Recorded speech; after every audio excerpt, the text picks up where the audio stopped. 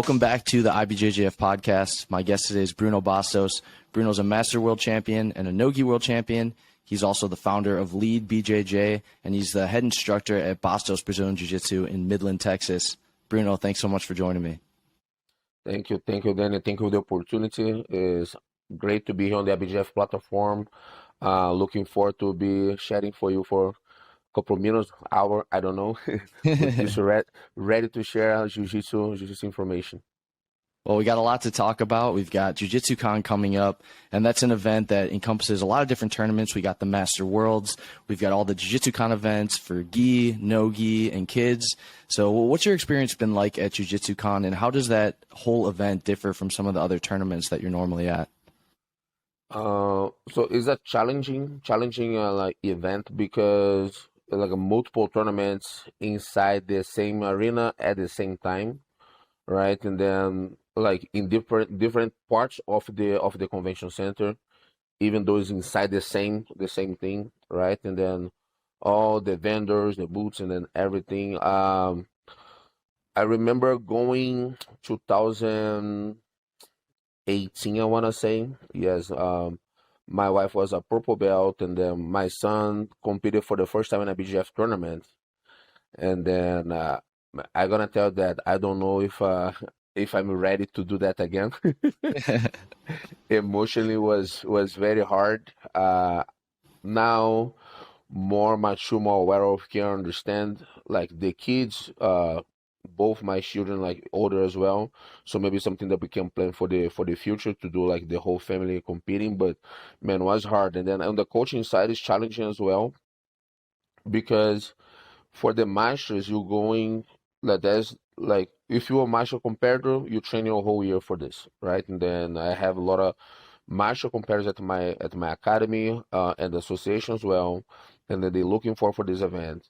And then for the Jiu-Jitsu Con, like gi, no gi, novice, kids, and then it is a big opportunity. It is a big tournament, but it's not the World Championship for gi and no gi, or it's not the Pan Kids for the kids, for example, right?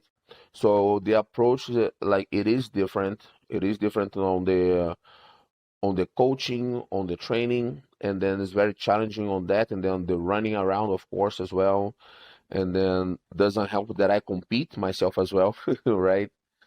But I like to be alongside them, so it's very challenging. But man, I wouldn't trade that for anything else, because I believe now this is the biggest jiu-jitsu event in the world.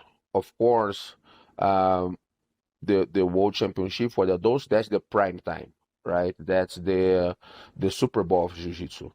But when it comes for the community, like Jiu-Jitsu community, and then the Jiu-Jitsu Con for sure is the biggest event. I know that this year Master Worlds, as we're speaking now, I don't know if the registration is closed, but last time I checked was like about 6,000 competitors, almost 6,000 competitors, something like that. Yep. Just the Master Worlds itself. So I'm not even talking about the other events that all reach full capacity. So I'm expecting like somewhere like close to 9,000 competitors, maybe a little over 9,000. I don't know, and that's the biggest tournament in the world, you know. And then you're gonna see from all the way from the mights, 4-year-old competing over there, all the way to Master 7, ladies and gentlemen, like testing themselves. And then that I think is the essence of Jiu-Jitsu. That's showing that any person can try Jiu-Jitsu, fall in love with Jiu-Jitsu, and get the benefits from Jiu-Jitsu. Yeah, I couldn't agree more. I love how you touched on the community aspect. And like you said, you have Mighty Mites to Master 7, people who are 70 years old or even older competing at this event. How important do you think it is to have an event that really showcases that Jiu-Jitsu really is for everyone? You can compete and you can get really great benefits from the art no matter how old you are or what type of background you have. For me, is the how I'm gonna put like the top of the mountain of like the Jiu-Jitsu lifestyle, right? Because of course in the Jiu-Jitsu Con, black belt adults professional, gi and no gi gonna be competing. But even though some masters train like professionals, their profession is different, or they have a regular job, let's say, or they have jiu-jitsu schools, right? And then the competition doesn't matter how hard you train, even if you train like a professional, it is still a hobby, right? Like I train like nowadays, I feel that I have a better structure than when I was like a full-time athlete, right? But competition is a hobby for me. Doesn't change what I do on my full-time job, that is teaching, that is spreading jiu-jitsu, that is sharing jiu-jitsu with people and impacting people's lives for the better, you know. And then that's how I see Jiu-Jitsu Con, where you're gonna see the Mighty Minds experiencing for the first time uh, how it is to be under pressure, have to make decisions, deal with the consequence of their choice, the good and the bad, win and losing. All right, like a lot of people say that like you either win or learn, and I don't agree with that. You either win or lose, you know, and losing is important in life. I saw is win. So and then all the way from might minds, like PWEs, like learning how to deal with their emotions, how to cope with their emotions, and you're gonna see people on the like on the other spectrum, like on the novice, people getting out of the comfort zone, like maybe it's their first tournament ever, you know, and then like maybe they have never done anything competitively like on their lives, and now they experience that, and then how that can help you on your personal development, because jiu-jitsu is a huge tool to personal development, right? And I think competition itself like enhance that, like the jiu-jitsu competition, the commitment that you need to have to yourself, and how you're gonna ending up finding things about yourself that you didn't know, right? And then you go all the way to the masters. People like, man, I've been doing this for 32 years. Then 32 years. My third day ever in jiu-jitsu was a competition. You know, and I've been doing that my whole life. And then for me, it's still nice to go out there and then like meet like people there were my rivals, and now we're still competing, but now the relationship is so different, because now like we became friends, and then we compete, and then we go on a restaurant at night and then have a dinner together, you know. I so it's not that I don't have like the you're not hungry to win, like of course everybody wants to do well in competition, but I believe it's more a celebration of jiu-jitsu that happened in Jiu-Jitsu Con. So that's how I see that. I love that IBJJF does that. I think it's challenging for me, but and for any other coach. Doesn't matter if you're just competing, or doesn't matter if you're just coaching, or if you're coaching and competing, because you're gonna be all over the place for 3 days, you know. But it's a priceless experience that you can share with each phase of jiu-jitsu, from white to black belts, might to master 7. So every single like part of jiu-jitsu is there on the same place, sharing the same thing, the same values, and then I think that's priceless. I love what you said about how it feels like a celebration of jiu-jitsu. And you also mentioned how it's kind of the epitome of the jiu-jitsu lifestyle. And you hear that term thrown around quite a bit. What does jiu-jitsu lifestyle mean to you? For me, means who I am. That's what I've been doing my whole life. Like I said, like I travel a lot for seminars, and people ask me, "Oh, have you ever done anything different?" And then I say, "No, that's all I have done my whole life." And then I think that's a blessing, you know, because I started when I was 10 years old. I'm 42 now. Um, I chose jiu-jitsu to be my profession when I was 15 to 16. Like I was in love with jiu-jitsu at that age. I cannot tell you that I was in love at 10 years old. I was just a kid. I love that I have friends. I was a shy kid, get picking on in school, you know, like I have zero friends. And then jiu-jitsu gave that to me. Uh, gave that to me, to my sister, to my brother, both black belts as well. I have three cousins black belts as well.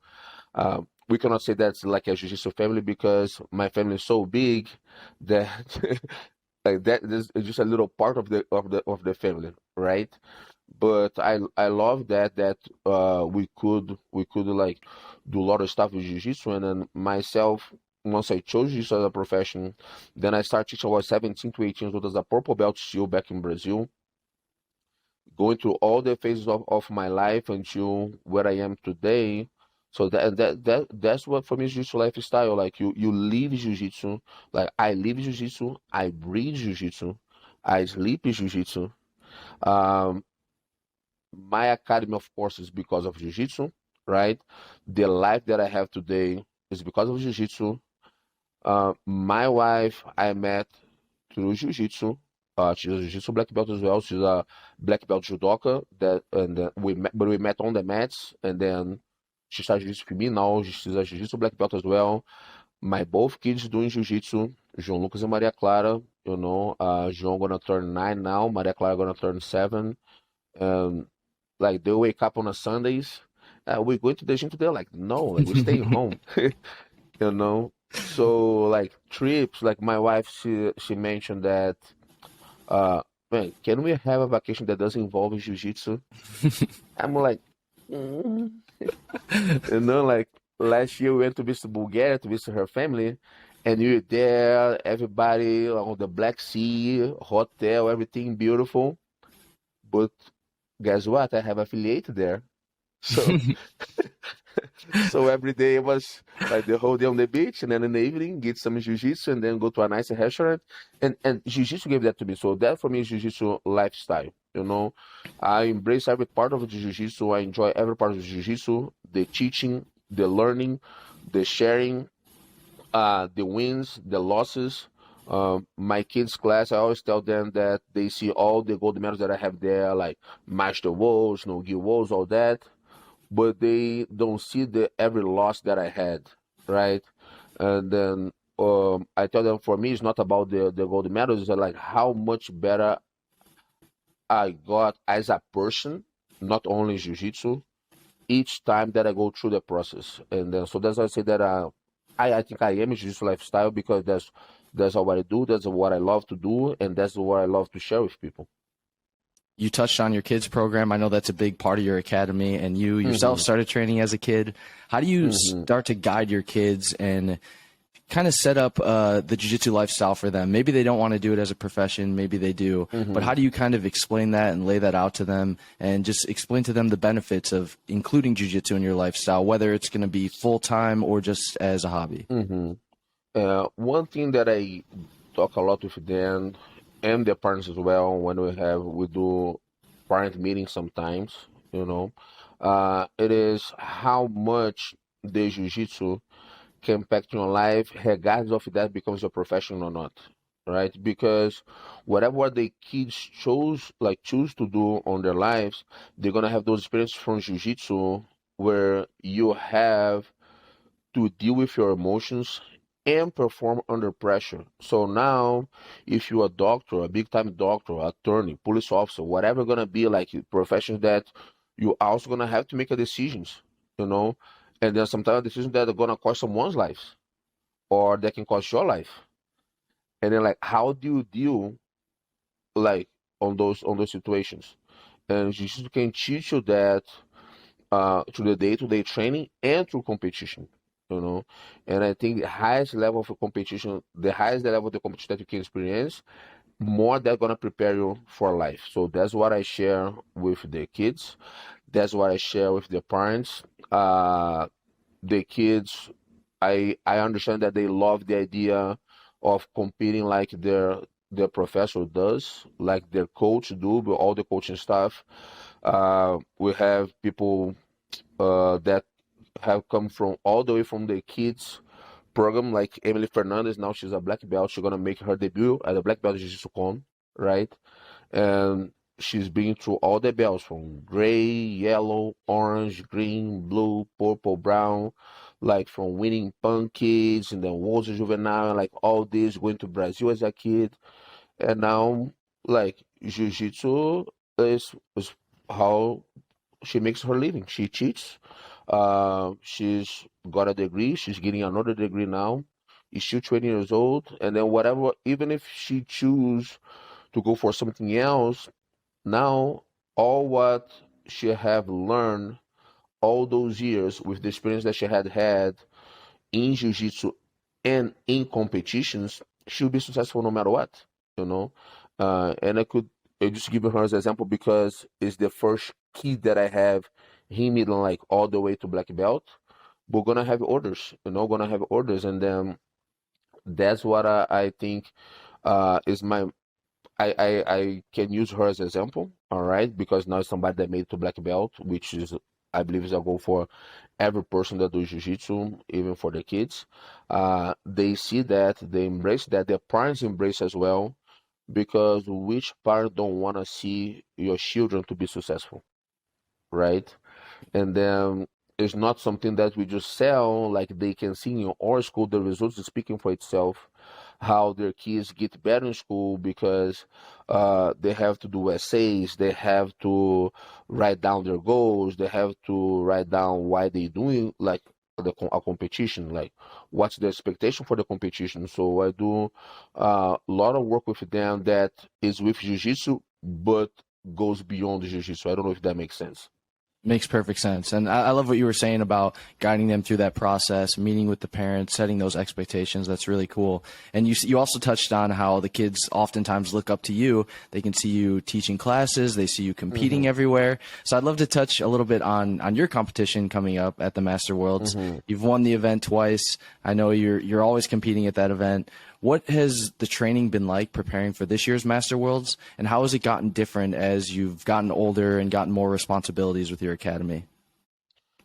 I think, as you said, like more responsibilities with the academy, with the association, everything, the family, and then so I think because I have much more on my plate now, I train much better as well because there is no wasting of time.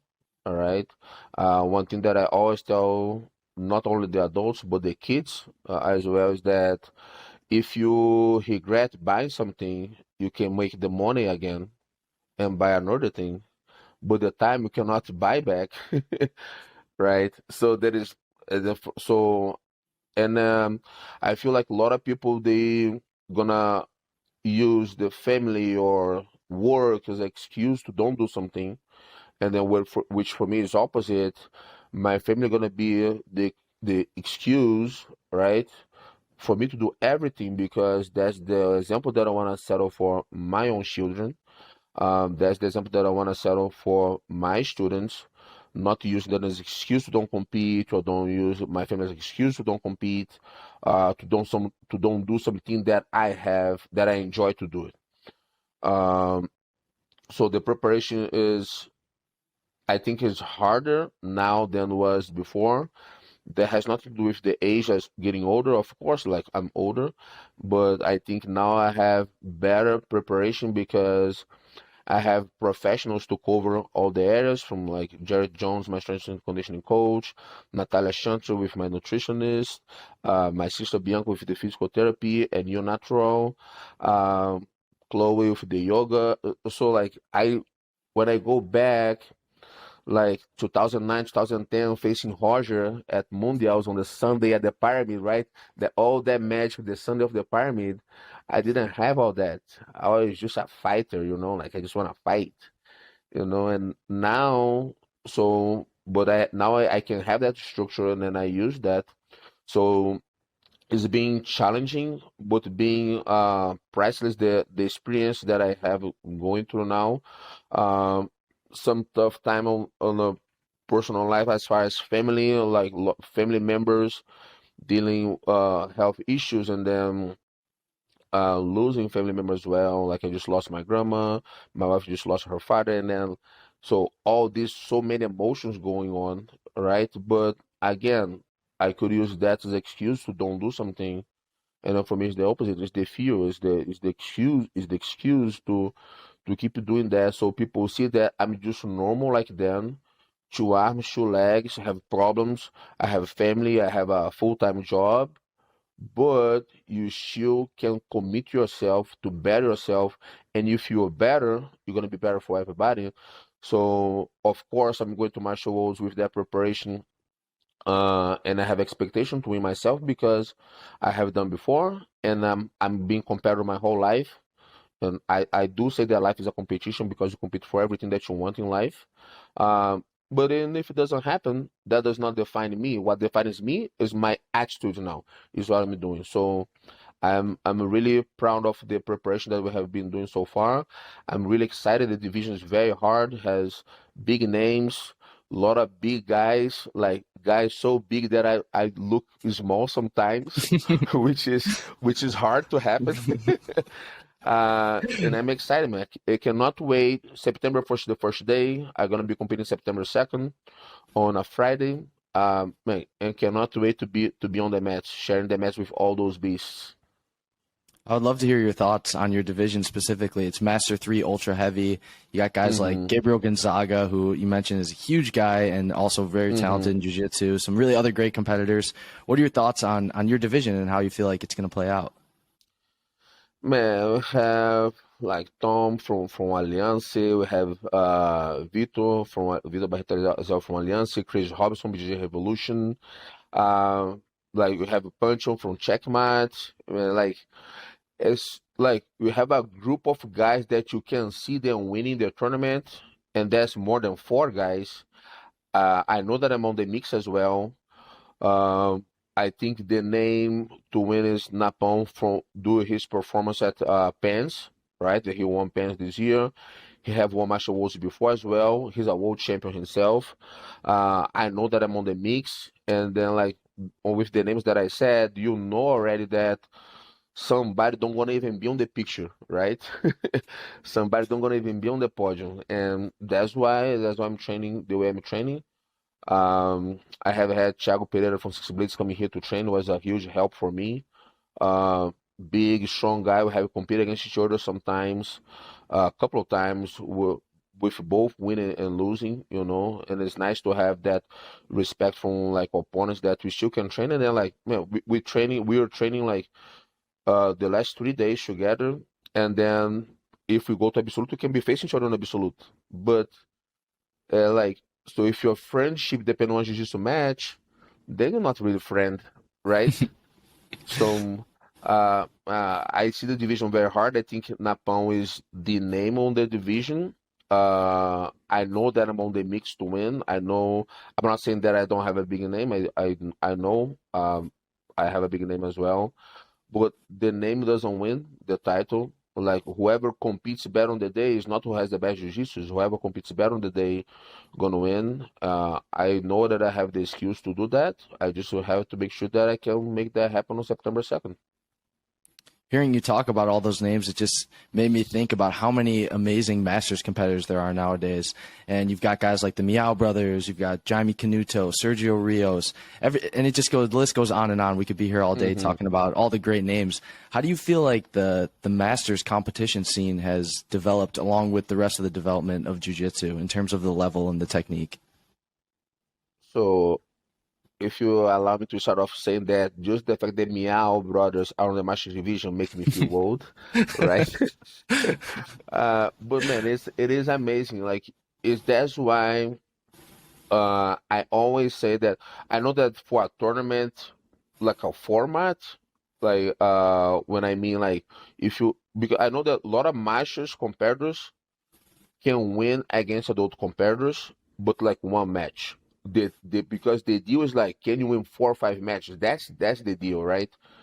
Because that's where I think play the difference, the youth of those competitors.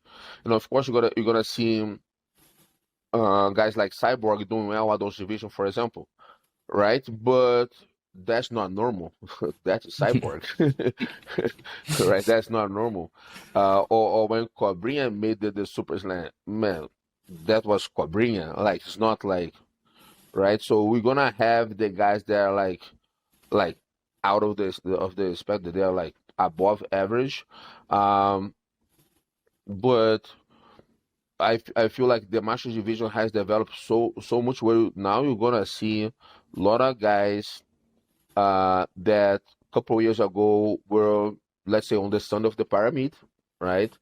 And nowadays you see them on the martial worlds, and then, man, I have seen like Marius Perry gonna be competing, like Megaton, of course, and then you go all, man, the list of Godoy, and then like all those guys like Shaolin, you know, and then you go like all the way like the Miao brothers, Jaime Canuto. Man, like Miao brothers and Jaime Canuto, they can compete to like worlds as adult today, you know, and they're on the martial worlds. So if you just got your black belt and in the masters like group, and you think, oh, I'm going to Vegas so I can compete some jiu-jitsu and then go have fun, don't do it. Don't go with that mindset. Don't go with that mindset. Go with the mindset that you're gonna compete hard because some of the master competitors they are still on adult level. You know, not only the master one, master two, master three. Man, you're gonna see Megaton another day like this year. He was making the final of our open. I don't remember which open tournament it was, but like winning matches. Megaton is master six. So and again, I get it. Megaton is not normal, right? But is a end of the day, it's your master six guy that to win match in adult level. I think that speaks for itself. So is like I said, it's a celebration of jiu-jitsu. I cannot wait to be there competing, but I also cannot wait to watch some of the guys that I admire a lot. Either they're young, either they are my generation, either they are older, because I love, like I said, I love everything about jiu-jitsu, and I feel a lot of happiness and pleasure to watch those guys competing. That's awesome. That's amazing. I love all of that. So do you want to share any other thoughts on Jiu-Jitsu Con, either on Master Worlds or any of the other tournaments before we wrap things up?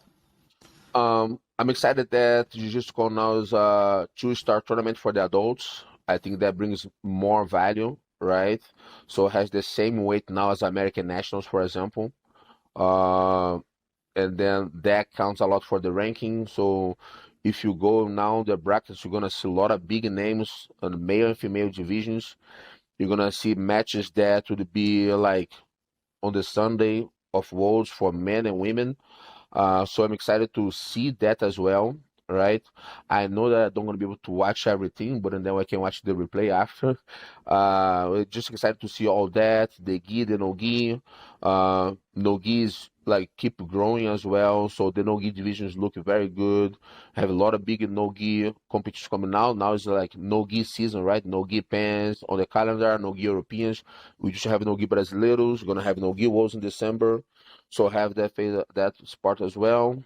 And then for me, I always enjoy to watch the kids. I see how the kids evolving so much. Like literally, when like I have a like little time to sit and watch, I like to see how the kids performing. You're gonna learn stuff from the kids. You start to see that now with not only Mika Galvão, Rutolo brothers, Tainan, like those kids. They were like punk kids few years ago. Like four years ago, they were punk kids. And like Koabata was punk kids like 2 years ago, 3 years Yeah. ago.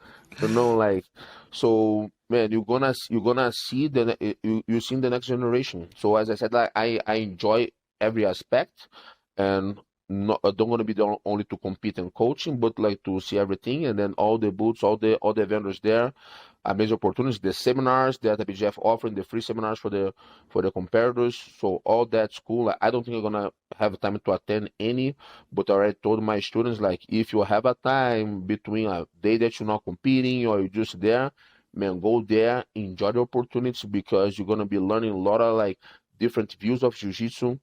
End of the day, it's all jiu-jitsu, but it's always nice how you can see different views from the same technique or like different concepts, different systems, right? I'm always open for my students to be learning. I like to bring people to my school as well. So just really excited to be in Vegas. I'm gonna be arriving there on the August 31st and then enjoy the whole thing. Yeah, you brought up the seminars. We have Leo Vieira, we have Michael Lange, Robert Drysdale, Jaime Canuto, all doing seminars. So you definitely are not going to want to miss any of those. Those guys are all legends and are all amazing professors and teachers. Mm-hmm. So I did want to ask you, 100%. yeah, it's gonna be incredible. I did want to ask you one more thing before we wrap this up. We did have a very tragic loss in the jiu-jitsu community with Leandro Lowe's passing, and there's just so many great memories of Leandro on the mat. He was such an amazing person, amazing competitor. Do you have any stories that you wanted to share about Leandro, about the impact that he's had on you or your students? And it's like one thing is hard, right? Because Leandro is full of like unforgettable moments, right? Um, the parallel that I make, I don't know if you know a Formula One race driver, Ayrton Senna. Hmm. He was for a lot of people, he's the best Formula One race driver of all time. His when he passed was a tragic like accident on a race, and then but like and that has a huge impact in Brazil.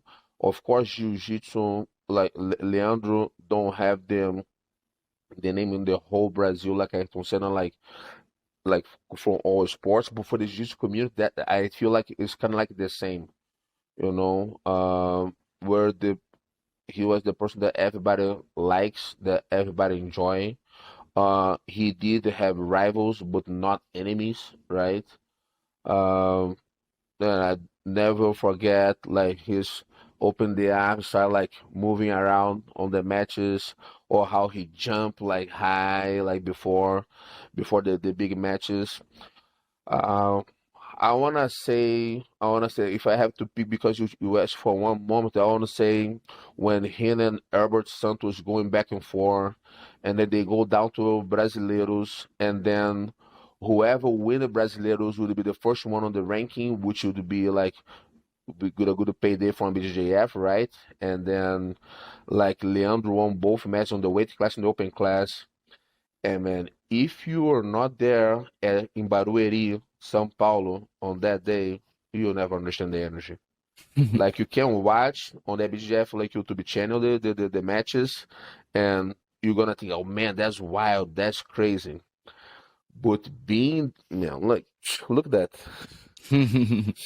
Goosebumps. man, man, it is so. Rest in peace, Leandro. You're gonna be missed. You're never gonna be forgotten, man. Yeah, Leandro is someone who's going to live on in jiu-jitsu history forever. So thank you for those words. That was really great. And thank you again, Bruno, for your time. I really appreciate it. I can't wait to watch you compete. Can't wait to watch your students compete. And I think Jiu-Jitsu Con is going to be an amazing event and one of the best editions of the event yet. Thank you, Dan. Thank you for the opportunity. All the viewers, hope you guys enjoyed the interview. Looking forward to see you in Vegas. If you see me there, come shake hands, and then like we're gonna make friendship. Thanks again, Bruno. Thanks, everyone, for listening. And definitely go to IBJJF.com for more information on each of the events, the free seminars, and the schedule for all of Jiu-Jitsu Con. Take care, everyone. We'll see you guys soon.